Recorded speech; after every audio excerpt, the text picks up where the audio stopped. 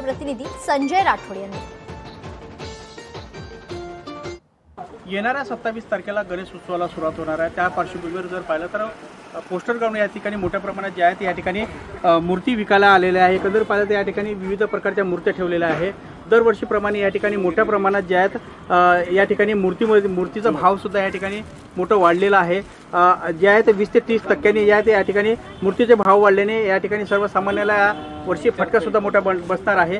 Plaster of पॅरिसचं नव्हे तर शाडू मातीच्या ह्या ठिकाणी ज्या मूर्त्या विक्रीला आणलेल्या आहेत। एकंदरीत पाहिलं तर जी मूर्ती 700 ते 800 रुपयाला मिळत होती ती मूर्ती आता जवळपास जी आहेत या ठिकाणी 1100 ते 1200 रुपयाला ही मूर्ती मिळणार आहे। या संदर्भात पाहिलं तर काही नागरिक या ठिकाणी जे आहेत मूर्ती घेण्यासाठी आलेले आहे। ते किती वाढले तरी गणपती आम्ही घेणारच आणि शाडू मातीचेच गणपती घेणार, पिछे नाही घेणार। मी गणपतीची मूर्ती घ्यायला आलो आहे। शाडू मातीचीच मूर्ती यावर्षी घेणार आहे आणि दरवर्षी मी शाडू मातीचीच मूर्ती स्थापना करत असतो।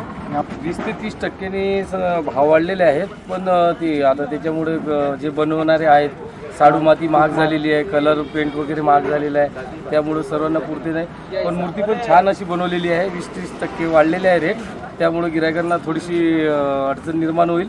27 तारखेला श्री गणेश होणार आहे आणि त्यापूर्वी मूर्तीचे भाव कमी होतील का याकडे सगळ्या नागरिकांचे सुद्धा लक्ष लागलेले आहे। संजय राठोड, लोकशाही मराठी, यवतमाळ।